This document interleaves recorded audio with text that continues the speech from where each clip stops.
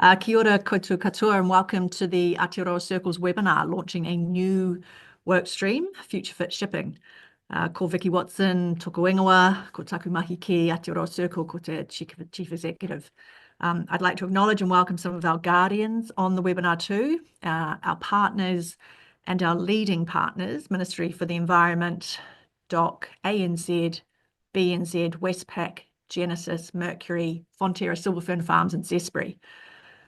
We started looking at Future Fit Shipping 16 months ago after we identified sustainable marine fuels were a repeating theme in our seafood adaptation roadmap, our tourism adaptation roadmap, and our agri-sector adaptation roadmap.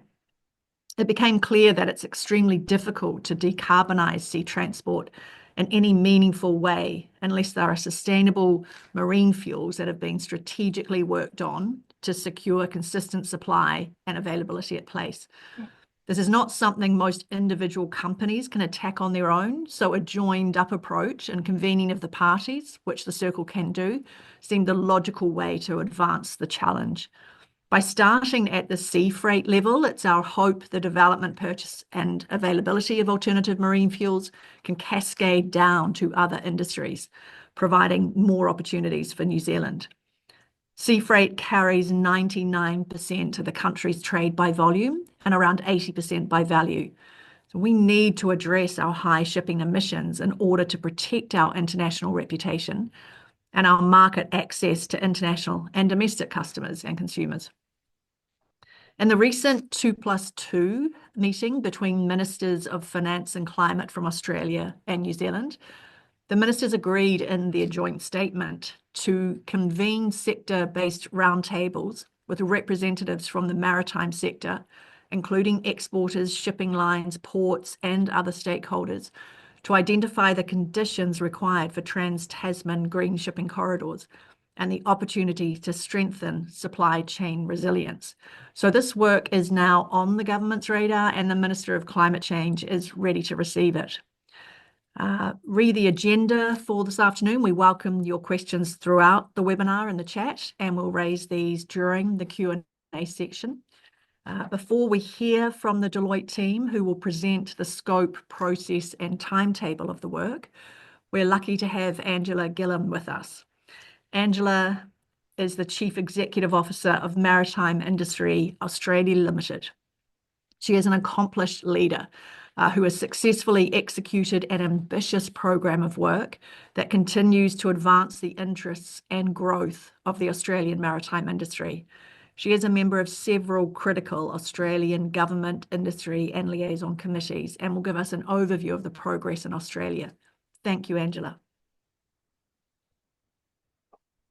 Thanks, Vicky. I'm really pleased to be here today. Thank you to Deloitte and Aotearoa for inviting me along to give this presentation. What I'll do is basically give you a bit of an overview of who Maritime Industry Australia Limited is, some of the policy settings around climate in Australia, some of the challenges that we face as an industry in decarbonising and also some of the opportunities that we think exist to move the dial in this area. Next slide, please. So just to introduce Maritime Industry Australia Limited, we have a very diverse membership base. Our members own, operate or charter ships, international trading ships and also domestic commercial vessels or supply crew to those vessels.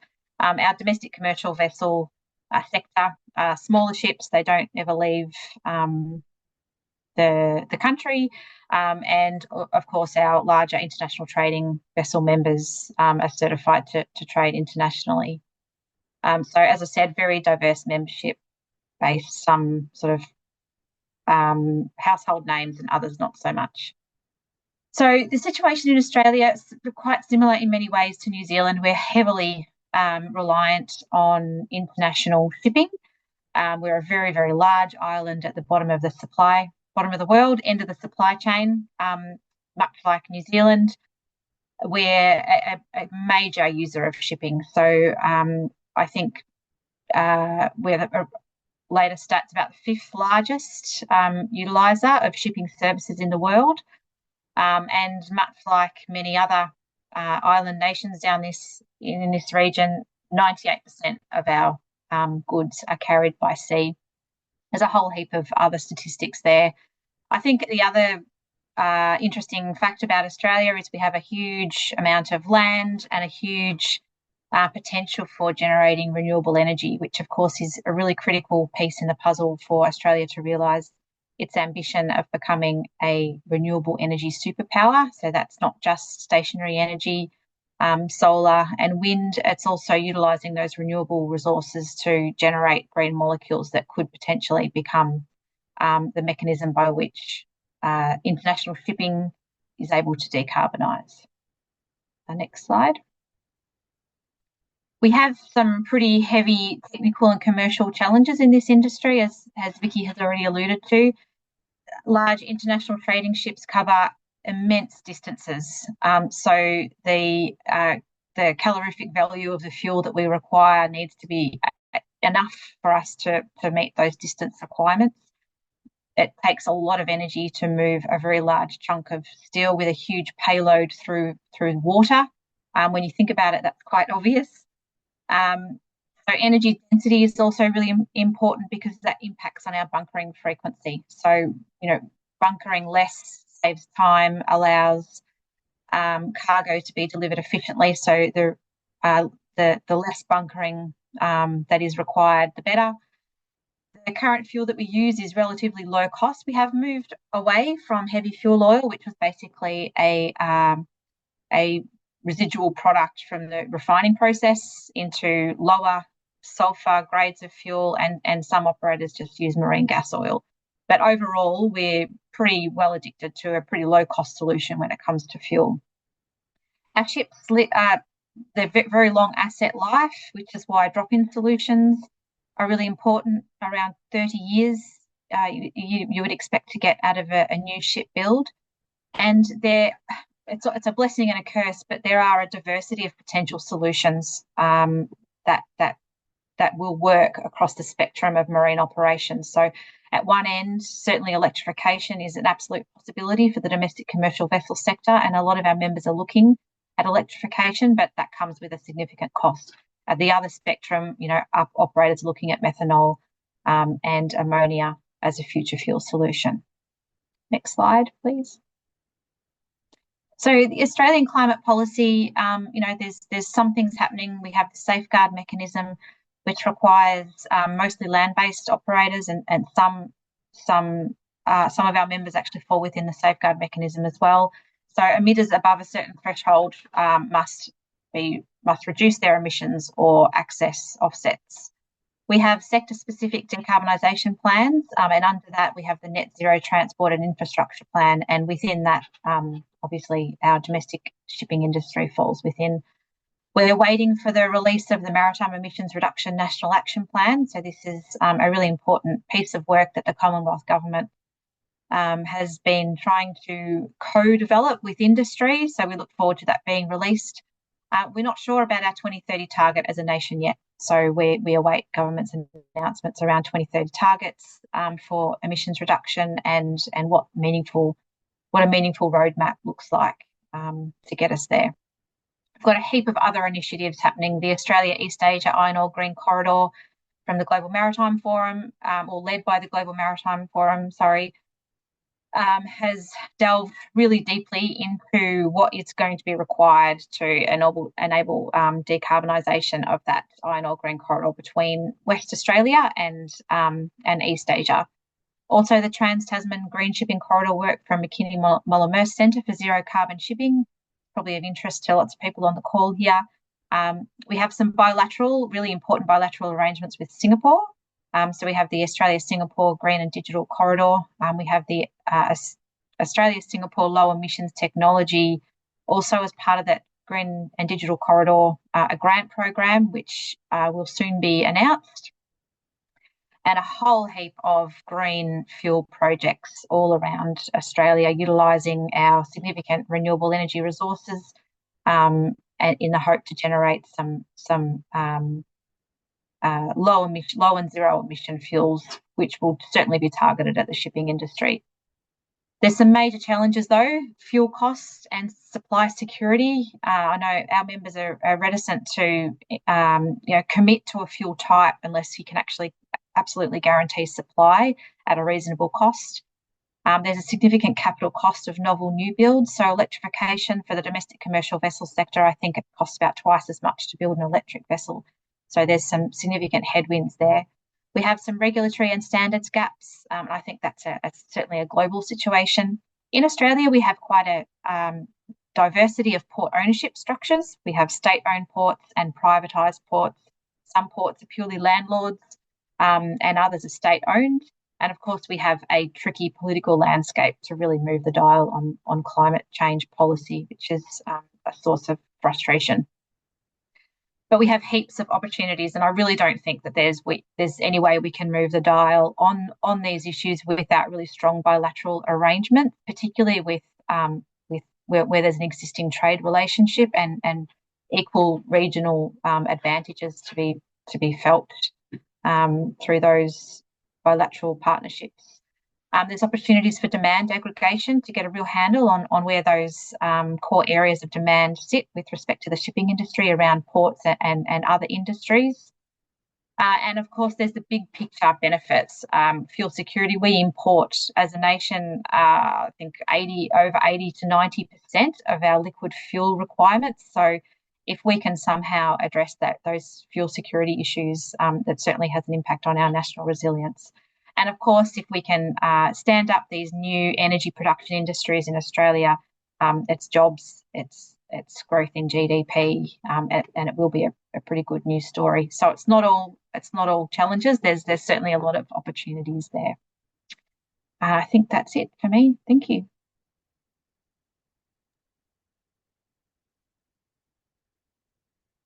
Thanks very much, Angela. Very interesting insights there. Thank you all for the opportunity to speak with you this afternoon. My name's John Marker, and I'm the Critical Infrastructure Leader for Deloitte New Zealand and the Overall Engagement Leader. Today, I'm joined by Matt Walton. Matt's a partner out of Australia. He's our Future of Energy Leader, and Lisa van der Merwe, who is the Deloitte Access Economic New Zealand lead partner. Our intention today is to provide you some further context around the Future Fit shipping project, including objectives, the intended scope, and the timelines that we're targeting. Just to provide some additional context, as has been mentioned, and probably no surprise to those on the call, New Zealand is very heavily reliant on efficient supply chains, in particular the seaborne trades, with greater than 80% by value, greater than 99% by volume, adopting that mode. We're also aware that decarbonisation of transport in general is a key international focus, a difficult to abate sector, and within that, shipping, while currently accounting for a smaller amount of global CO2 emissions, is forecast to grow quite strongly, with some estimates showing up to a 17% contribution to global greenhouse gas emissions by 2050. So with that background, the IMO has mandated a target of a 30% reduction in greenhouse gas emissions from 2008 levels by 2030 and complete decarbonisation to reach net zero by 2050.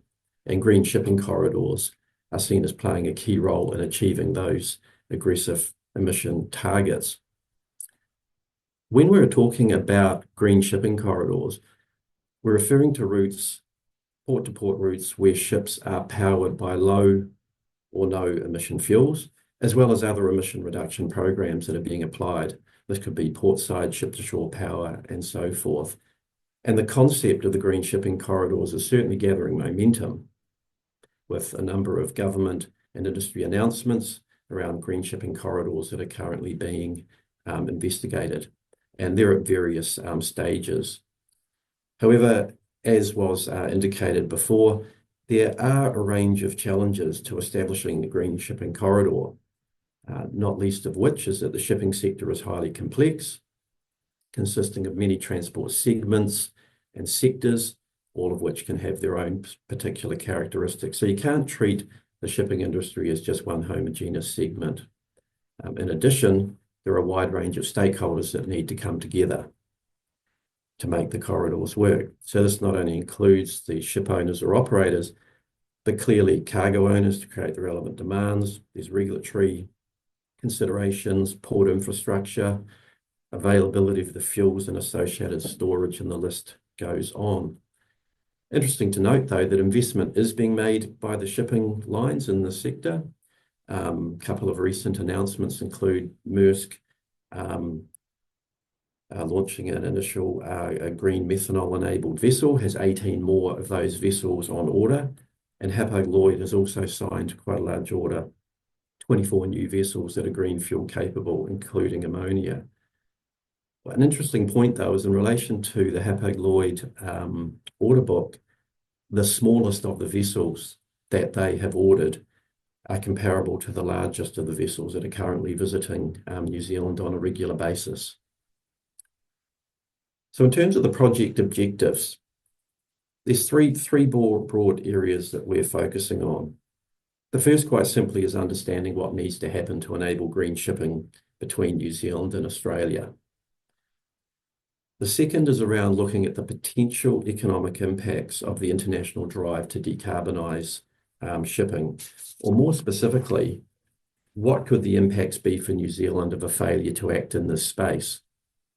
Noting, for example, that international shipping lines are understandably seeking to optimise global networks and investment and minimise relevant decarbonisation exposures, and that we're a relatively small player in that picture. And there are also a range of other stakeholders that are seeking to position in this space as well. And the third objective is looking to enhance the understanding of the potential for different fuels to support the corridor between New Zealand and Australia, as well as looking for those wider opportunities for potential domestic utilisation. In terms of the scope of work, 3 phases of work. We're currently completing an inception phase and moving shortly into phase 2. Phase 2 has 4 focus areas there, and the team will actually be touching on the first 3 of those shortly. But broadly, we're talking about a research and market engagement. I mentioned the economic impact assessment. There'll be development of fuel roadmaps, as well as assessing wider green corridor implementation considerations. And they'll be pulled together into a range of recommendations and next steps, and ultimately reporting thereon. The next slide just focuses in on the phase 2 a bit more to provide an overview of those focus areas that I mentioned before. Shortly, we'll be initiating a research and engagement phase that'll be on a trans-Tasman basis, and this will inform the other focus areas that I mentioned before. That'll be conducted as far as possible in parallel, but clearly there'll be interrelationships between them. The target is for a final report towards the end of May next year that, in line with the objectives, will basically bring together what needs to be true to establish a green shipping corridor on a trans-Tasman basis, but also informed by the economic implications of the shift to decarbonise the international lines, plus also the potential for potential for fuel to support that establishment, as well as domestic implications as well, or opportunities. So just touching on the first of those phases, the research and engagement. There's been a range of work and analysis that has been undertaken to date, both domestically and internationally. So we'll be seeking to review and collate the relevant aspects of that. But complementing and building on this work, we'll also be soliciting input from the stakeholder groups that I mentioned before in 2 broad areas: opportunities and supply chain impacts around green shipping, including considerations and issues, any challenges to the development thereof between Australia and New Zealand, but also looking to identify wider opportunities and roles that green shipping could potentially unlock. And this could be concepts of fuel production, distribution of the alternative fuels, and other potential use cases, noting that transitional fuel supply is a key consideration in this engagement. And then just finally, there will be an advisory group that stood up to provide input through the process and continuing QA support. Just on that, I'll hand over to you, Matt. Thank you, John, and very pleased to be joining the audience today from Melbourne, Australia. And just a quick bit of background context. I sit within the Deloitte Australia practice, where my area of specialisation is very much on the assistance or energy transition of hard-to-abate sectors, with a particular focus on liquid fuels, of which obviously marine is a very important element to that. And in the next couple of slides that I'll talk to you here, I will build on some of the themes that both John and Angela have raised, which I think are very important for us to be considering as part of this work. So why are we talking about this? I think important to flag that emissions from global shipping are just under 5% of total global CO2 emissions. So this is quite significant. And if you are aware, that's actually more than Australia and New Zealand combined, despite that being a global industry. So the need for action is real, and we're now seeing more and more progress towards these changes.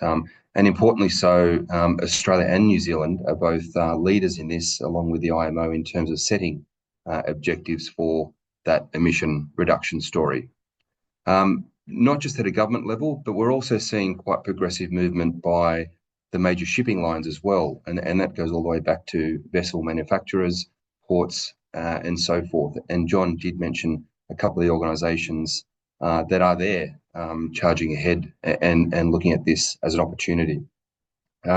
Shipping is very much what we call a hard-to-abate sector. And in very high summary, that really aligns with areas and sectors that don't have a necessarily off-the-shelf solution that may exist, for example, in other industries. Most commonly discussed are things like energy efficiency and electrification. Marine and other liquid fuel sectors, such as aviation, are very much challenged around their ability to identify alternates. And it's for this reason that there is very strong global momentum for low emission shipping. But equally, there are a number of challenges as well that the marine sector faces that potentially some other sectors don't face. And to name a couple, asset longevity. So typically marine vessels are in operation for quite considerable periods of time, usually in excess of 30 years. And therefore the ability to transition those vessels in and around their asset life cycles is a very important consideration. Another challenge, and Angela did mention, is infrastructure. Some of the alternative fuel solutions that will be relevant for the marine sector will require specialised infrastructure to be developed. And lastly, another challenge that is being overcome by the marine sector and others more broadly is the need to evolve technology. So for some of the chosen fuel pathways, there is still a requirement for technology evolution, which we are seeing in small parts, both in Australia, New Zealand, and in other parts of the world. If we could just move on one, please. The pathway to achieve this decarbonisation objective is an ambitious one, and it's multifaceted. It will require the alignment of a lot of stakeholders, both within industry and government, and will require great leadership. To a large degree, and as already mentioned, this is a global industry for which Australia and New Zealand are just parts of that global system. So it will be imperative that we align with what's occurring in other jurisdictions to ensure that interoperability, but also to ensure that we don't build and develop infrastructure that isn't fit for global participation. So what are some of the key pathways that are being considered at the moment? And I will just quickly run through some of these to give our participants a bit of a sense of what these are. And it does link to things like technology readiness, commercial readiness, infrastructure availability, and as Angela mentioned, very importantly, the price of these alternate pathways is extremely important. So some of the current fuel systems that are being operated today to support these objectives includes the use of LNG, particularly as a transitionary fuel, LNG as it stands isn't necessarily a zero emission fuel, but is considered to be significantly lower emission intensive than traditional fuel types. And Angela did mention the variants of bunker fuels that have changed over time. So this is already being used in a number of cases, including the LNG sector itself, where the transshipment or the movement of LNG is typically done with LNG fueled vessels. Over the nearer to medium term, we do see renewable fuels, particularly in the form of biofuels, being very relevant. And this is an area that, again, has had a level of focus both in Australia and New Zealand for some time now. Both countries have very strong credentials in this space, as well as the ability to play a relatively key role. However, the challenge with biofuels, and particularly where you're using input or feedstocks that are linked to other sectors, is there will be a limitation as to the volume of fuel that can be supplied. And also the challenge around that feedstock also being potentially relevant for other sectors decarbonising. And that could include, for example, the aviation sector or some other land-based areas where such fuel is of critical importance to support their decarbonisation journey. So it will play a key role, and probably an early one, but will only be part of the final solution. And over the medium to longer term, and what will be required to achieve a zero emission story is what we call synthetic fuels, or this is fuels that are derived particularly from non-traditional feedstock pathways. And if participants are familiar, this has a very strong nexus to the renewable hydrogen proposition, whereby you're in effect making synthetic fuels from a combination of things like electricity, water, and other renewable or sustainable feedstock inputs. So we do see these as being relevant, but importantly, needing to continue technology and commercial evolution to ensure that they're both technically and commercially viable and fit for purpose for a future marine sector. So as we progress this journey, it will be important for us to continue to investigate, understand, and challenge some of these pathways to ensure that not just within Australia and New Zealand, but globally, there is a strong degree of alignment of these technology pathways. John did mention the opportunity to dual fuel certain vessels. And again, this is probably something that is unique to the marine sector, being able to potentially hedge or retain optionality in terms of fuel type to allow industry to move forward whilst the fuel side of the equation continues to progress. And John did mention some of those industry participants such as Maersk, KHI and Hapag-Lloyd, who have taken the step into alternate fuel vessels, either being directly or in terms of co-use of those fuels. If you could please progress one now.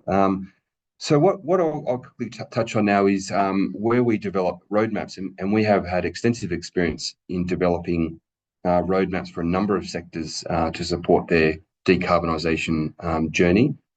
And it is really important to pick up elements such as what is happening globally, what's happening in our trading partners' jurisdictions, what our customers are doing, what our governments are doing, and importantly, what our other industry sector participants are doing as well.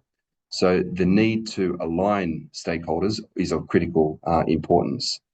And what we typically find is that as roadmaps are developed, it's important to base them on very sound and detailed research, but also very extensive stakeholder engagement, because it is the stakeholder engagement element that is critical to support the uptake of the recommendations or outputs from a certain roadmap. And that does form then the fact base for which recommendations and investment decisions can be made in the future. As you can see to the side of screen there, we've had some extensive experience developing roadmaps to support industry decarbonisation.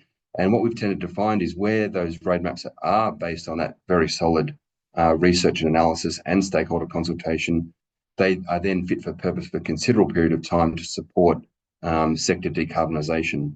The one on the left there, which will be relevant today, is the bioenergy roadmap in the Australian context, which has supported the evolution of low carbon liquid fuels in Australia, which picks up marine, aviation and other types of fuel. So we will draw on that experience as we progress through this engagement, as John highlighted. If you could just switch to my final slide, if you wouldn't mind. We have developed a framework to support the development of roadmaps to align those critical stakeholders. And I will just touch on a couple of the elements here before concluding. It is of critical importance to understand the landscape under which we're operating.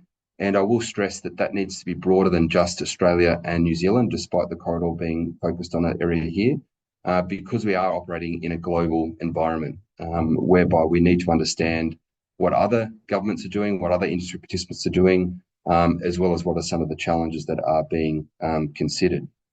Important then with stakeholders to define and align on goals and objectives for the Green Shipping Corridor. And again, that alignment allows us to then fulfill and build the roadmap to support these broader objectives. What we will then do is look to understand the role of all sector participants, importantly how governments and regulators can support with forward-thinking policy and regulation that industry can then rely on. And then subsequent to that, and in parallel, how industry can respond to certain drivers, whether it be policy-driven, regulatory, or even investment signals, therefore having an aligned perspective.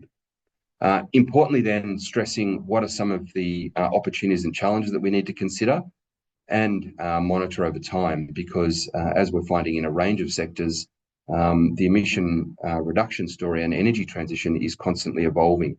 And we need to be aware of those and set our roadmap up so that it is future-proofed as much as possible. And lastly and importantly, we will conclude with key actions and steps that are required for sector participants, both within Australia, New Zealand and broader, to ensure that alignment over the short, medium and longer term so that we do achieve that objective that is set in consultation with our key stakeholders.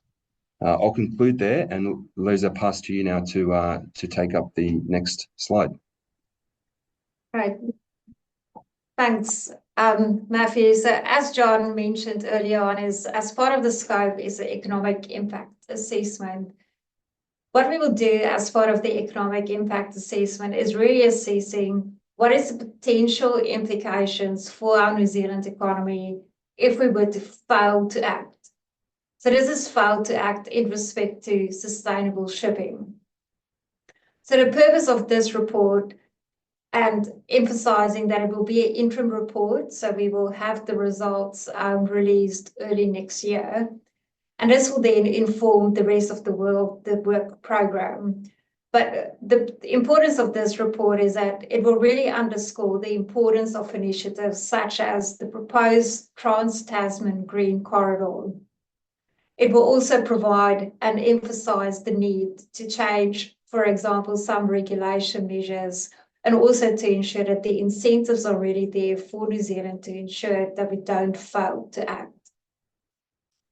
So how will we do this? So on this slide, it's a very high-level presentation of how we will conduct the economic modelling. But in essence, our approach will be to assess the economic impact based on the potential losses to New Zealand, with a focus on what are the implications for our trade flows. In doing this, we will use our in-house model, which really combines economic activity, that is economic activity for New Zealand, but also on the global level, to climate damages as well by sector. So through our modelling, we can then assess what are the implications today and out to 2050 on GDP. That is GDP by industry and also our key trading partners. What are the implications on it for employment? What are the implications on output by sector? And also, what are the impacts for exports as well as imports as well? So the way that we assess the impact is really, for example, if you look at the slide on the red triangle. So for purposes of this modelling, we will assume a baseline scenario, and that will be based on the current trajectory of New Zealand's trade flows today and what we expect in the future. We will then work with targeted key stakeholders to define a what-if scenario. The what-if scenario that we will consider here is if New Zealand fails to take steps to support sustainable shipping. And here we will look at our key trends, for example, around changes in consumer preferences, changes in tariffs and the potential implications of tariffs, also the implications of market access and lower shipping frequency, but also aligned with that, increasing in shipping costs. And then if we put this together, we can then assess the incremental impact or the incremental cost to our New Zealand economy if we were to fail to act. And again, just emphasizing that we will publish an interim report early next year, and this will then form a basis for the rest of the work program. So at this point, I will hand over to John to talk about the full final report as part of this project. Oh, thanks very much for that, Lisa. Just really a few comments on this. As mentioned earlier, we'll be bringing this all together in a succinct report that will outline our methodology, the stakeholders, as Lisa mentioned, relevant aspects of the economic findings, the fuel roadmaps, and a lot of those considerations flowing into implementing successfully green corridors. Importantly, there'll be tangible market-based actions and recommendations to progress. As I mentioned previously, all going well, we're looking at an end of May 25 deliverable to bring that together.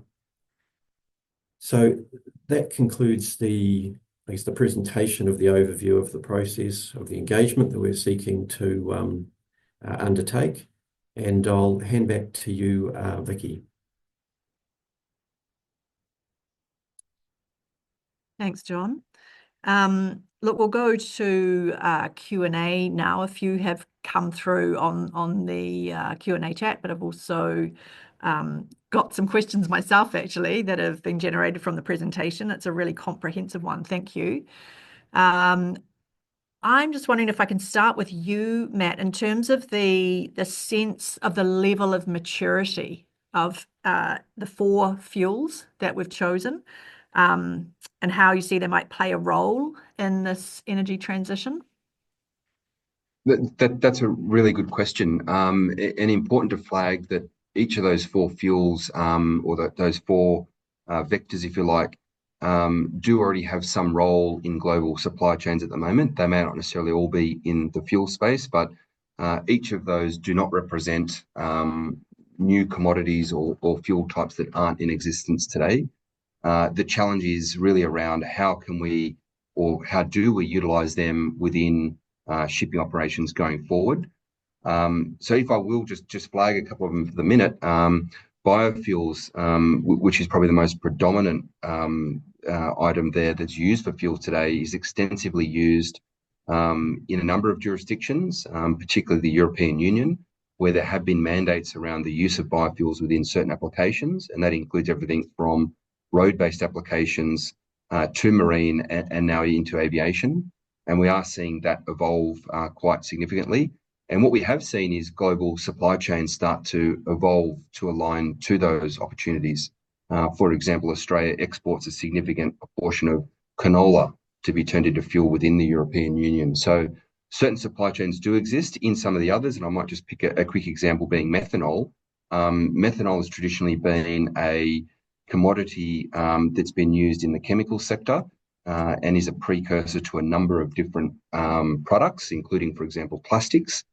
But again, there is an established supply chain there. Most commonly, that is produced from natural gas or fossil fuel derivatives, but again, has the ability to be used in transport applications.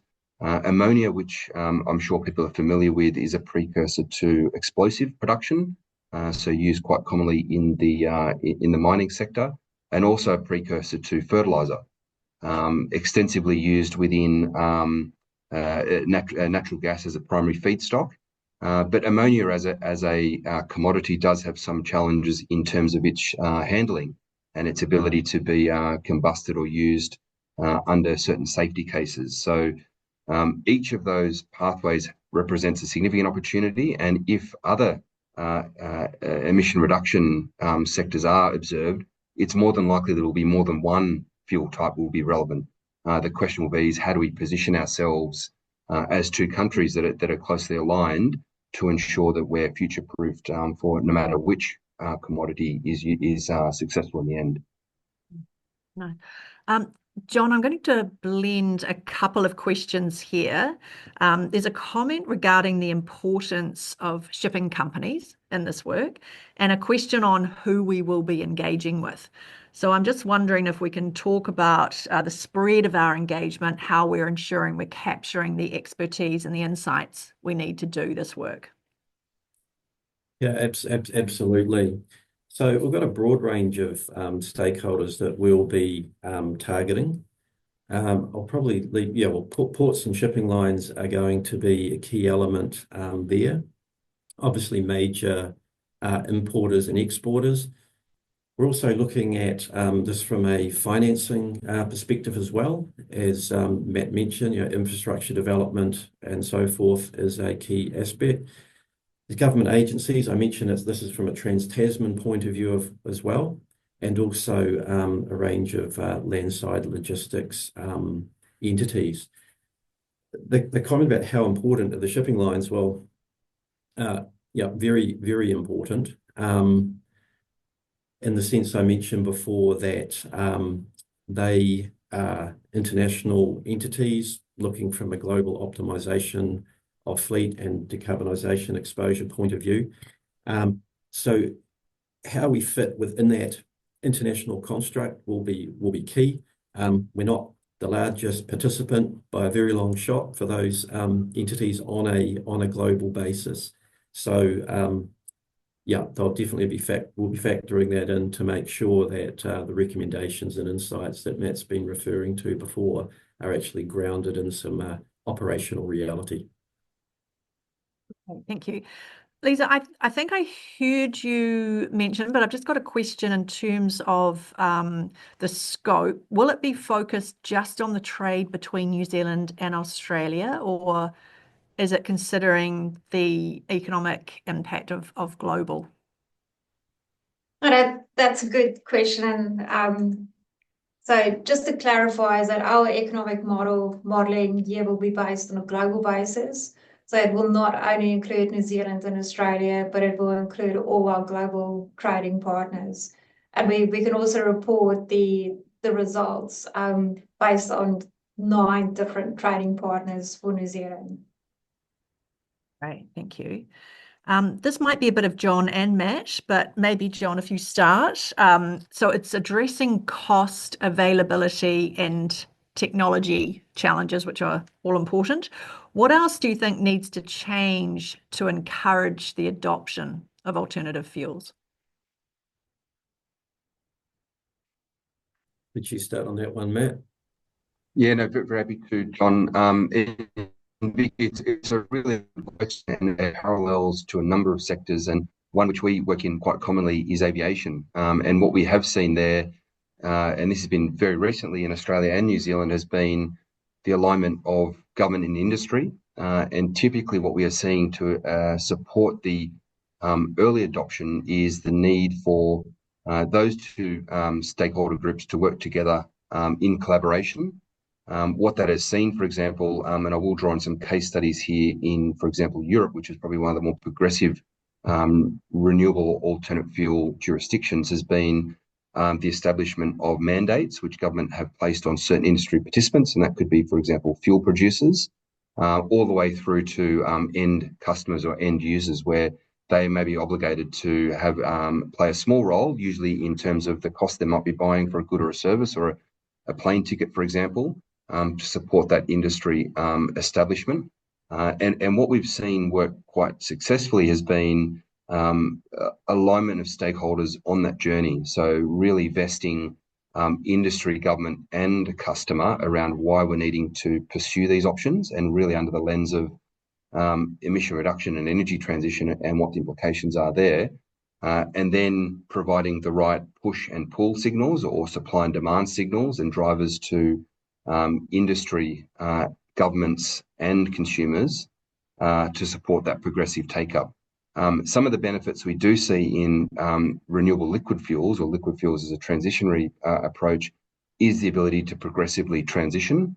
An example what I'll pick up on here is biofuels as a vector would likely have high degrees of compatibility with existing fleet and infrastructure. So therefore, the ability to introduce low-level blends of fuels to support the uptake of industry is a realistic proposition. That won't always be the case. For example, ammonia-fueled vessels may need to be their own separate vessel class, which is subject to that long asset cycle, albeit dual fueling may be an option in between. But that alignment early on, Vicky, which we've seen in other jurisdictions start to take the lead, is the critical first step, which I think a roadmap that we're working on here should form that. Thank you. A quick question, and I guess speaking from the circle, we had to put some kind of boundary around the first piece of work on Future Fit Shipping, but we have got the question about electrification and where does that fit in here? Is it possible to look at a hub, spoke model, and bespoke model using electric ships between New Zealand and Australia, then bigger biofueled ships? What are the pros and cons? So maybe John. From a supply chain perspective, well, as I mentioned before, actually, a lot of the different shipping requirements are bespoke in nature. And I think that was mentioned by Angela earlier as well. Over the longer distances, the energy, value of the fuel and so forth becomes very important. So while to be determined where we're seeing electrification, we're seeing that within port confines, shorter distance inland sort of shipping, but the longer, the blue water legs, for example, you're definitely looking at the challenges of meeting those sort of fuel energy requirements over those greater transiting distances. Thanks, John. Lisa, has the model that you're using, has that been done in New Zealand before or used in New Zealand before? Yes, we've applied this model in New Zealand over the past at least 7 years. It's also a global model. We've also applied this model in Australia for about 30 years. So it's quite an established model. And as we develop this model, we are always adding new modules. So the latest relatively recent module is around the climate damages module. So we've applied this again in New Zealand, in Australia, and also globally. And it is really a robust model. We also get input from scientists and professors, and do very, very strong QA around the model and ensuring that it's robust as well. Great, thank you. I'm really looking forward to that coming out early, because I think it's going to be really helpful to get more and more people at the start line with us and convinced of how we need to act now. So it's good. Are we looking for only one fuel to shift to? And if so, how do we determine which is best? Cool. Happy to take maybe the first stab at that one. It's a really good question. And the default answer should be no, we're not necessarily looking for a single fuel solution. One of the Q&A, and John quite rightly so, around electrification. Electrification is always an option. Typically what we've seen is that's best suited to smaller vessel types, usually passenger type vehicles or vessels, which we see are being trialled, for example, in Sydney Harbour in Australia, as a way to move to a lower emission. Might play a role due to energy density and a number of reasons for larger international shipping routes. But equally, Vicky, then getting down into the crux of the question, some of the fuel types will have a degree of intercompatibility with each other and some won't. So again, that will be why the roadmap will be of very critical importance to start to understand what some of the challenges and opportunities are, but also importantly, looking internationally. And I can see a couple of the themed questions in there around, will Australia and New Zealand be technology takers? And to a large degree we will, but equally we can probably set part of that narrative as well. So we have a very important role to play. I did also see, Vicky, just to save you the time going to it, a couple of questions around the safety element or the safety case for ammonia as a fuel. And we should stress that anything we do, that safety should be paramount, and if not the critical importance of anything we do, and that will continue to be the case. What I will comment on, having had experience in the ammonia sector to date, has been it is a globally traded commodity. It is handled quite regularly within industries on vessels, traded globally. It's not necessarily something that everyday consumers see because of the nature of the product, and it is a precursor to other products. So that would be front and center, would be ensuring the safety case is valid.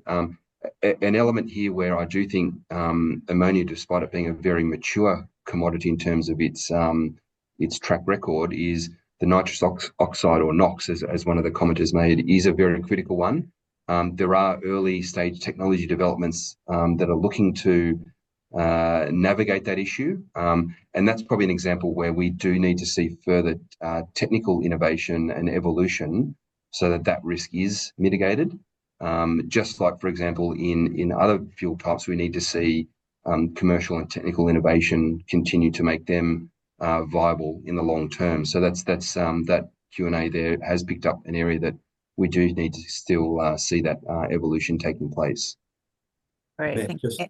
Sorry, Matt, I'll just jump on the back of that. So not only is the fuel optionality a challenge from a vessel sort of supply perspective, in other words, the dual fueling given the optionality, but you just get the cascading effects of that uncertainty through the rest of the supply chain, so to speak. So whether or not this relates to existing versus new fuel distribution infrastructure and or storage and the like, so that uncertainty or the optionality is a key consideration, and then that is, as I mentioned before, cascades directly down into financing considerations, because as Matt's mentioned, a number of these fuels have the potential to feature for a period as a transitional fuel, and the associated infrastructure isn't necessarily fully compatible, if you like, going forward. So it's that good old chestnut was mentioned before about long life of vessels, but you've also got long life infrastructure investment potential here that you investors and so forth would understandably be concerned about the potential risks of asset stranding and the like. And look, one of the other groups that, as a public-private partnership, the Circle will be working with the various relevant ministries to go through what regulations would need to be addressed to make the Green Corridor and the fuels that are chosen true, as you said. So that MOT has sort of already started on that work, but what else needs to be considered in order to do this work? So that's all part of the scope. And as you mentioned, John, bringing the banks together to look at what are the financing considerations for any potential infrastructure needs and everything going forward as well. So that's sort of also going to be coming in. I have had a question around, John, why focusing on Australia, New Zealand corridor? Why have we picked that one? Thanks for that. I'll let you answer for me. It really, as indicated before, it's reflecting those ministerial undertakings to investigate, but it does present that tangible example, opportunities for learning. There's opportunity here to provide through this work an incremental value add that's relevant for this part of the world, but I'll also throw out there that what must be true to establish the Trans-Tasman Green Corridor, some of the pathway considerations, the frameworks that we'll be developing, they will also have wider applications for considerations of other corridors going forward. So it'll paint those sort of core milestones and considerations. So a useful starting point, but broader application will also follow off this. Yeah. Look, we we are getting to the end and we've probably got another 20 questions. So what I'll commit to is that we'll take a vast majority of those offline and get answers out. And we have recorded this webinar, so we also will put it out for those who weren't able. There's sort of 100 of you that have dialed in today, but we'll get out to the other ones who couldn't actually attend it live. We have been asked, John, and I will also give this assurance from the circle that there's a lot of reports that have been done, and one of the most recent ones with Zespri and EY put out a great report. What we just want to make sure is that we're not duplicating, but we're taking into account. Would you like to sort of comment on that to give some assurance too? Yeah, absolutely. As I mentioned before, we certainly acknowledge there's been a range of work done. So we will be picking those up and reviewing and picking out those relevant pieces. There's incremental focus areas and specificity in this particular report to bring it home within a lot of operational overlay. So, yep, we're not looking to reinvent the wheel here, but look to effectively build on the great work that's already been done. Great. Look, that is all we've got time to answer today. Thanks so much for being such an engaged audience and asking all of the questions and being interested in attending. Thank you to the Deloitte team and to Angela for also coming along. And we will put this webinar out there. If you would like to be involved in the work, the fact that you have been invited is you are on our list, and we will be sending out next steps. But thank you for attending.